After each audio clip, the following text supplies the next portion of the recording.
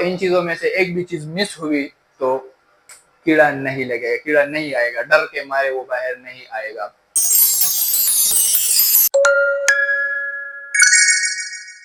Welcome to smart dental academy. Conservative dentistry और operative dentistry दोनों क्या चीज है, दोनों में डिफरेंस क्या है, आज देखेंगे हम इस वीडियो में दोनों को। कंजर्वेटिव डेंटिस्ट्री नया नाम है, आप यूं कह ले, और ऑपरेटिव डेंटिस्ट्री जब डेंटिस्ट्री के स्पेशलाइज्ड फील्ड तकसीम नहीं हुए थे, या यूं कह ले कि ज्यादा डेवलप नहीं हुए थे, तो वो हर वो प्रोसीजर जो डेंटिस्ट्री में हुआ करता था उसको हम ऑपरेटिव डेंटिस्ट्री के जुम्रे में लाते थे। लेकिन अभी चूंकि हमारे पास स्पेशलाइज्ड डेंटिस्ट्री आ गई है तो कंजर्वेटिव डेंटिस्ट्री का नाम इसको इसलिए दिया गया है क्योंकि इस सब्जेक्ट में या इस फील्ड में हम सिर्फ नेचुरल टूथ की रिस्टोरेशन को डील करते रहते हैं। यूं आप कह ले कि एक नेचुरल टूथ की डायग्नोसिस, उसकी प्रिवेंशन और ट्रीटमेंट प्लानिंग को कंबाइनली हम कहते हैं कंजर्वेटिव डेंटिस्ट्री।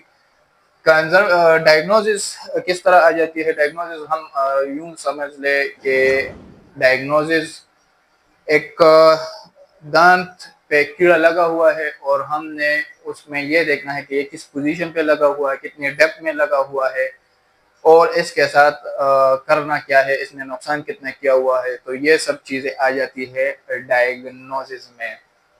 थोड़ी सी कंजर्वेटिव डेंटिस्ट्री की इंट्रोडक्शन और इनिशियल सब्जेक्ट्स जो लेक्चर्स है वो थोड़े से बोरिंग है, बोर नहीं होना, हमारे साथ चलते रहना है। और कोई भी क्वेश्चन, कोई भी टॉपिक जो समझ में ना आए या कंफ्यूजन हो या कोई भी ऐसा सब्जेक्ट हो जो आप समझना चाहते हो तो कमेंट्स में हमसे पूछ सकते हैं। हम उसको एक फ्रेंडली अंदाज में एक्सप्लेन करने की भरपूर कोशिश करेंगे। उसके बाद प्रिवेंशन, तो प्रिवेंशन में वो सारी चीज़ें हम देखते हैं, यानी कि एक कैविटी है उसके मार्जिन्स हमने किस तरह बनाने हैं नेचुरल टूथ पे, और उसके अंदर हमने जो फाइनल रेस्टोरेशन रखा हुआ है, जो फिलिंग टूथ की जो फिलिंग हमने रखी हुई है उसकी डिज़ाइन हमने किस तरह बनानी है। यानी ऐसा नहीं है कि आपने कोई सी भी कैविटी बना ली, कोई खंदक सा बना लिया और उसमें मटेरियल टूस दिया तो बस फिलिंग हो गई, नहीं। इसकी हमारे पास प्रॉपर उसकी टाइप्स होती है कि कैविटी कौन सी टाइप की है और उसमें हमने कौन से टाइप का प्रॉपर मटेरियल और उस मटेरियल को कौन से प्रॉपर शेप में डालना है। तो ये हमारे पास आ जाती है प्रिवेंशन में।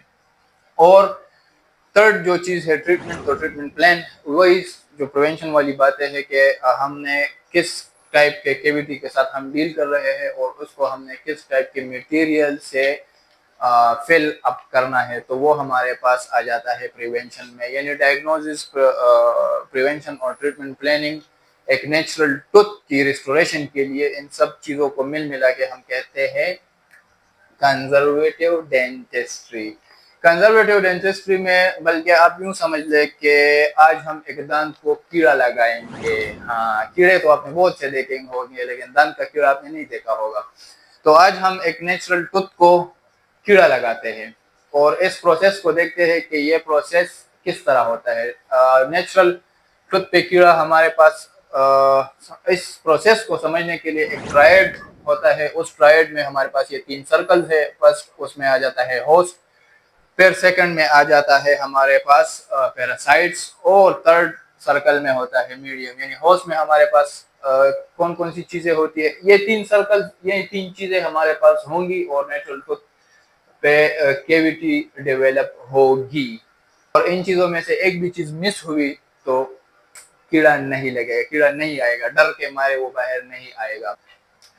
तो सबसे पहले होस्ट फैक्टर्स में हम देखते हैं दांत इटसेल्फ इस फैक्टर में होना चाहिए। होस्ट में दांत किस तरह इन्वॉल्व है इस फैक्टर्स में, दांत को हमने क्यों इंक्लूड किया हुआ है? तो दांत इसलिए हमारे पास इसमें इंक्लूड है कि दांत एक तो लोकेशन, यानी कि हमने कोई खाना वगैरह खाया, वो फिट्स एंड फिशर में जाके फंस गया तो दांत हमारे पास इस ट्रायड में आ गया है।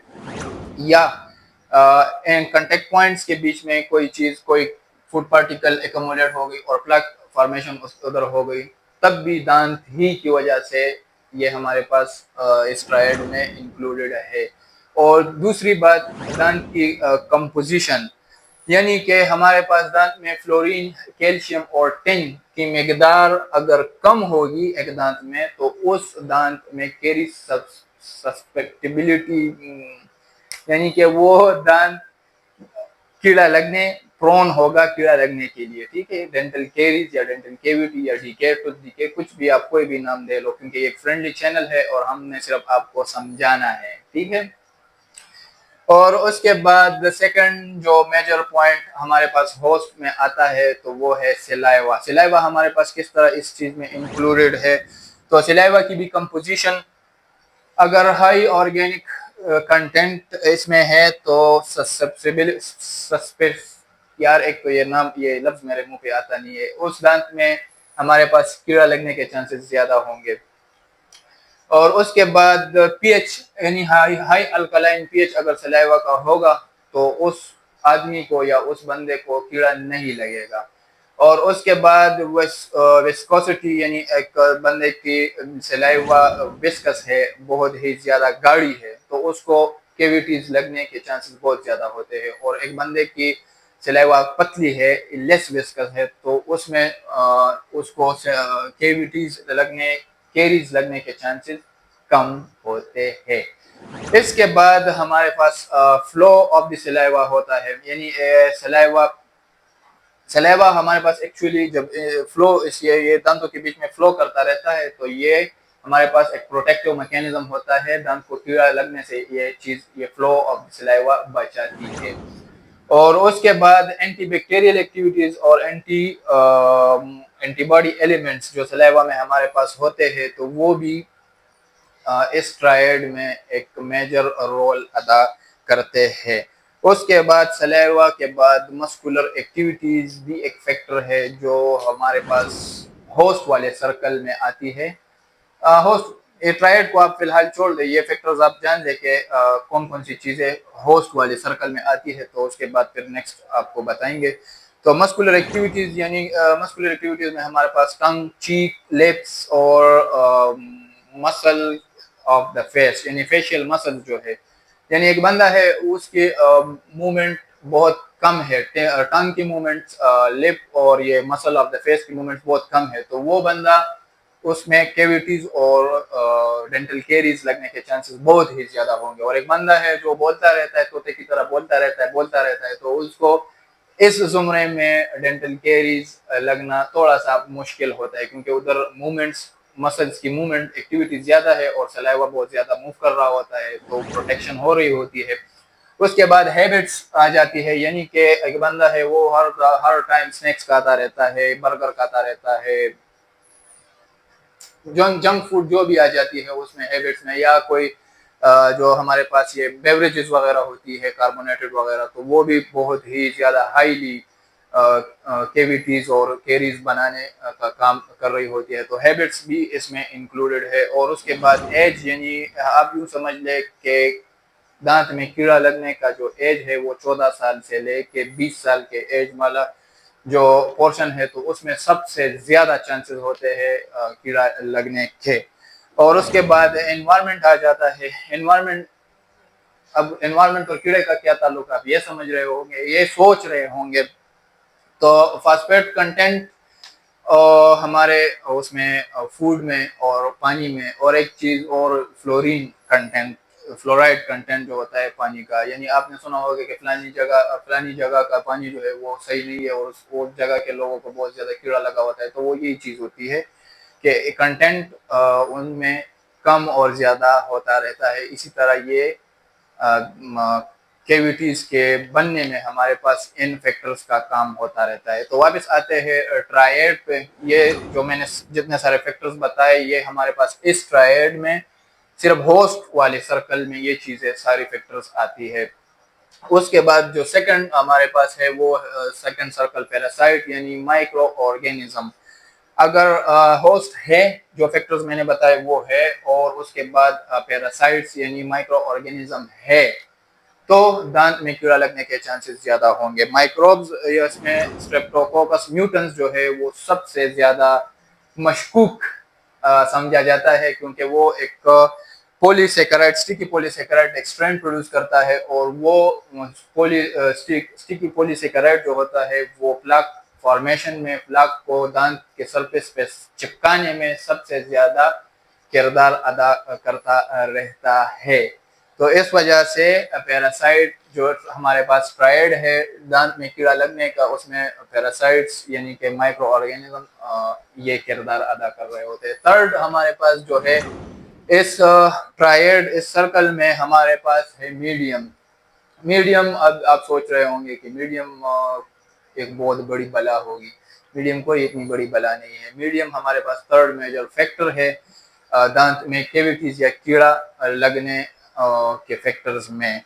और कार्बोहाइड्रेट्स जो मील में होती है वो, और कार्बोहाइड्रेट्स जो फूड में हमारे पास पाई जाती है, जो मील्स हम जो लेते रहते हैं, खुराक लेते रहते हैं, उसमें जो होती है वही है। और उसके बाद जो मेन इनका फैक्टर्स है, तो वो ये हम समझ ले कि आजकल के दौर में एक हम पाइएट नाम ऑर्गेनिक फॉस्फेट होता है, वो हम फूड से खत्म कर रहे हैं, आहिस्ता आहिस्ता उसको डिलीट कर रहे हैं हम अपने फूड से।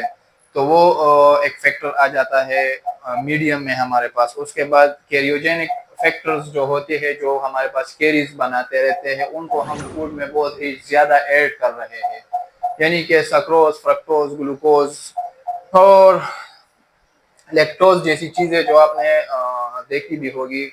जो टिन या जो भी आपके प्रिजर्व फूड्स होते हैं, उसमें आप उनके कंटेंट में देख ले, तो ये चीजें अगर जिस फूड में उसमें मटेरियल ज्यादा होगी, कंटेंट उसका ज्यादा होगा, तो वो हमारे पास कैविटीज बहुत ही ज्यादा बनाएंगी। और थर्ड फैक्टर जो है मीडियम में, जो हमारे पास ट्रायड है सर्कल का, उसमें थर्ड फैक्टर है हमारे पास फ्रीक्वेंसी ऑफ द मील। यानी कि हम बकरी की तरह 24 घंटे चल रहे हैं, या हमारा एक स्पेसिफिक टाइम है, उस टाइम पे हम खाना लेते हैं। तो अगर एक बंदा बकरी की तरह चल रहा है और वो टाइम बे टाइम खाता रहता है, तो उसको कैविटीज और कैरीज का चांसेस बहुत ज्यादा होंगे। और एक बंदा है वो एक प्रॉपर टाइम पे मील ले रहा है और फिर उसके बाद प्रॉपर और हाइजीन का ख्याल रख रहा है, तो उसको कैविटीज बहुत ही कम चांसेस होंगे होने के। ये था हमारा एक बोरिंग सा लेक्चर, कंजर्वेटिव डेंटिस्ट हम पकड़ते हैं चीजें। तो फ्रेंडली हमारा चैनल है स्मार्ट डेंटल एकेडमी, इसमें आप कमेंट्स में हमसे पूछ सकते हैं आपने क्या जानना है और क्या कौन सा टॉपिक आपने समझना है, हम उसको जरूर उठाएंगे।